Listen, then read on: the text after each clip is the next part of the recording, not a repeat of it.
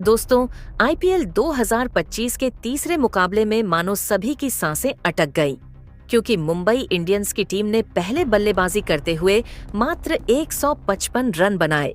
सब कूद रहे थे कि चेन्नई की टीम आसानी से मैच जीत लेगी, लेकिन मुकाबला तो ऐसा फंस गया। गायकवाड़ को अपनी खतरनाक बल्लेबाजी से मैच को आखिरी सांस तक पलटना पड़ गया। आखिर क्या हुआ था? मुंबई इंडियंस और चेन्नई सुपर किंग्स के बीच इस रोमांचक मुकाबले में पूरी हाईलाइट आपको दिखाएंगे। अंतिम ओवर तक की इस वीडियो में तो बने रहिएगा हमारे साथ। लेकिन उससे पहले आप सभी को क्या लगता है, महेंद्र सिंह धोनी या फिर रोहित शर्मा, कौन महान खिलाड़ी है? अपनी राय हमें कमेंट करके जरूर बताना। तो चलिए अब आपका एक सेकंड भी ज्यादा ना लेते हुए वीडियो शुरू करते हैं दोस्तों। आई 2025 के तीसरे और सबसे रोमांचक महामुकाबले में आयल इतिहास की दो सबसे बड़ी टीमें एक दूसरे से भिड़ी। इस बार आर्थुराज गायकवाड़ की चेन्नई सुपर किंग्स के सामने सूर्यकुमार यादव की मुंबई इंडियंस की टीम खड़ी थी। इस रोंगटे खड़े कर देने वाले महामुकाबले में चेन्नई के कप्तान ऋतुराज गायकवाड़ ने टॉस जीता और पहले गेंदबाजी का फैसला किया और मुंबई की टीम को पहले बल्लेबाजी के लिए आमंत्रित किया। उसके बाद रनों की बारिश करने के इरादे से मुंबई इंडियंस टीम के दो दिग्गज ओपनर बल्लेबाज मैदान में उतरे रोहित शर्मा और रियान रिकेल्टन के कंधों पर।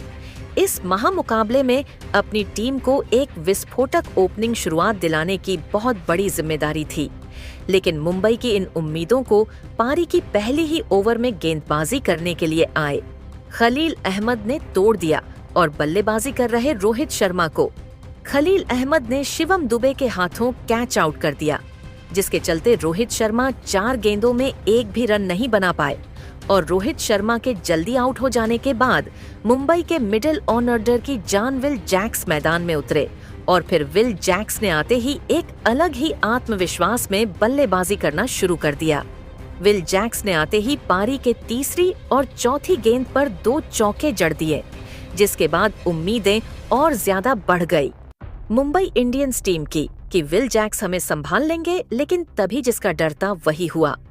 रियान रिकल ऑन, जो कि दूसरी तरफ लगातार स्कोर को आगे बढ़ा रहे थे, तभी उनको खलील अहमद ने तीसरे ही ओवर की दूसरी गेंद पर बॉल्ड आउट कर दिया और इसी के साथ दूसरा झटका मुंबई इंडियंस की टीम को 21 रन के कुल स्कोर पर लगा। अब यह दूसरा विकेट गिर जाने के बाद कप्तान सूर्यकुमार यादव ने अपने कदम रखे। विल जैक्स को आते ही उन्होंने समझाया कि किस तरह से हम आगे का प्लान तैयार करेंगे, लेकिन विल जैक्स को तो अपने नी चलानी थी। उन्होंने रविचंद्रन अश्विन को बड़ा शॉट खेलने की ठानी, विकेट खो बैठे और 11 रन बनाकर विल जैक्स अश्विन का शिकार बने। अब दोस्तों 3 विकेट जब गिर गए तो सूर्यकुमार यादव कप्तान को तिलक वर्मा के साथ मिलकर एक अच्छी साझेदारी की जरूरत थी। दोनों बल्लेबाजों ने 36 रन पर 3 विकेट गिर जाने के बाद 87 रन तक स्कोर को पहुंचाया, लेकिन तभी सूर्यकुमार यादव, जो कि लापकड़ चुके थे, 2 चौके और 1 लगाकर यहाँ लग रहा था कि वह एक बड़े स्कोर तक मुंबई इंडियंस को ले जा सकते हैं, लेकिन तभी सूर्यकुमार यादव के रूप में चौथा विकेट मुंबई इंडियंस का गिरा। महेंद्र सिंह धोनी ने नूर अहमद की गेंद पर सूर्यकुमार यादव को गोली की रफ्तार से स्टंप आउट कर दिया और सूर्यकुमार यादव 26 गेंदों का सामना करते हुए मात्र 29 रन बना पाए और इसी के साथ 4 बड़े विकेट 87 रन पर गंवा देने के बाद मुंबई इंडियंस की अब उम्मीदें टूटती हुई नजर आ रही थीं। अब तिलक वर्मा को साथ की जरूरत थी तो रोबिन मिंज ने गलती कर दी और वह 3 रन बनाकर नूर अहमद का ही शिकार बने और फिर नूर अहमद ने गति पकड़ी। इसी 13वें ओवर की छठी गेंद पर तिलक वर्मा, जो कि 31 रन बनाकर खेल रहे थे, उनको भी एलबीडब्ल्यू बोल्ड आउट कर दिया।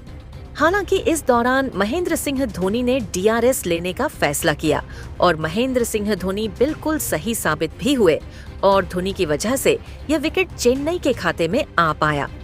अब तिलक वर्मा 31 रन बनाकर जैसे ही आउट हुए तो 96 रन के कुल स्कोर पर मुंबई ने अपने 6 बड़े विकेट गंवा दिए थे। हालांकि इस पिच पर 15,010 रन का स्कोर पर्याप्त माना जाता है। मैच जीतने के लिए मुंबई इंडियंस की टीम का फोकस बस वहीं तक पहुंचने पर था। नमन धीर और मिचेल सटनर अब बल्लेबाजी कर रहे थे और नमन धीर ने तो आते से ही एक अलग रूप अपना लिया। उन्होंने जब 17 रन जड़े तो नीता अंबानी भी खुश हो गई कि नमन धीर यहाँ से हमें बचा लेंगे, लेकिन तभी 7वां बड़ा झटका नमन धीर के रूप में नूर अहमद ने मुंबई की टीम को दिया और 17 रन बनाकर नमन जैसे ही आउट हुए, फिर एक के बाद एक विकेट गिरने का सिलसिला शुरू हो गया। यहाँ पर मिचेल सैंटनर, जो कि सदी हुई शुरुआत कर चुके थे, अपनी पारी की 11 रन बनाकर नाथन एलिस का शिकार बने। हालांकि धोनी के कहने पर यहाँ भी ऋतुराज गायकवाड़ ने DRS लिया और अंपायर को एक बार फिर से गलत साबित किया और 11 रन बनाकर मिचेल सटनर भी आउट हुए। लेकिन फिर दोस्तों, दीपक चाहर ने इस मैच को पलटने का काम किया। जी हाँ, जहां मुंबई इंडियंस की टीम लग रहा था कि 120 रन पर सिमट जाएगी, वहां से 150 रन तक दीपक चाहर मुंबई को लेकर पहुंचे। इस बीच चाहर ने 15 गेंदों में 2 चौके 2 की बदौलत 28 रन जड़े, जिसके चलते मुंबई की टीम 20 ओवर में 9 विकेट के नुकसान पर 155 रन बनाने में कामयाब हो सकी और इस मुकाबले में चेन्नई सुपर किंग्स के आगे लक्ष्य रखा गया 156 रन का। हालांकि अगर आपको हम गेंदबाजी के बारे में बताएं तो दोस्तों, इस मैच में सबसे ज्यादा 4 विकेट नूर अहमद ने लिए तो एक विकेट नाथन एलिस और रविचंद्रन अश्विन को भी मिला और 3 विकेट खलील अहमद के नाम रहे, जिसके चलते मुंबई की टीम बैकफुट पर जाती हुई नजर आई। अब दोस्तों, यहाँ चेन्नई सुपर किंग्स के लिए पारी की शुरुआत करने रचन रविंद्र राहुल त्रिपाठी उतरे, जहां राहुल त्रिपाठी और रचन रविंद्र ने पहली ही गेंद से ठान रखा था कि वह संभलकर बल्लेबाजी करने की बजाय बड़े शॉट्स पर ज्यादा फोकस करेंगे और यहां राहुल त्रिपाठी यही करने के लिए तो गए, लेकिन दूसरा ओवर जब करवाने के लिए सूर्य कुमार यादव के कहने पर दीपक चाहर आए तो उन्होंने पहली गेंद पर चौका खा लिया, लेकिन तीसरी ही गेंद पर उन्होंने राहुल त्रिपाठी का विकेट चटका दिया। जी हां, राहुल त्रिपाठी। इस बीच 3 गेंदों में 2 रन बनाकर रियान रिक्टन को एक आसान सा कैच पीछे दे बैठे, जिसके चलते पहला बड़ा झटका चेन्नई सुपर किंग्स को लगा। अब दोस्तों, MI चिदम्बरम स्टेडियम की पिच आप सभी जानते हैं। यहाँ पर एक बार अगर गेंद घूमनी शुरू होती है तो बल्लेबाज घूमना शुरू हो जाता है। अब यहाँ रचन रविंद्र का साथ निभाने आए राहुल त्रिपाठी तो आउट हो गए, लेकिन रचन रविंद्र अभी भी टिके हुए थे और अब कप्तान ऋतुराज गायकवाड़ की एंट्री हो जाती है, जहां आते से ही तीसरी ही गेंद पर चौका जड़कर ऋतुराज गायकवाड़ ने अपने इरादे साफ कर दिए थे कि वह मुंबई इंडियंस की टीम से हारने के लिए नहीं, बल्कि उनको हराकर पॉइंट टेबल में टॉप नंबर पर आने के लिए मैदान पर उतरे हैं। और दोस्तों, ऋतुराज गायकवाड़ ने मुंबई इंडियंस के गेंदबाजों की कोई शर्म और लिहाज नहीं रखी। यहाँ ऋतुराज गायकवाड़ ने जमकर चौके की बरसात की।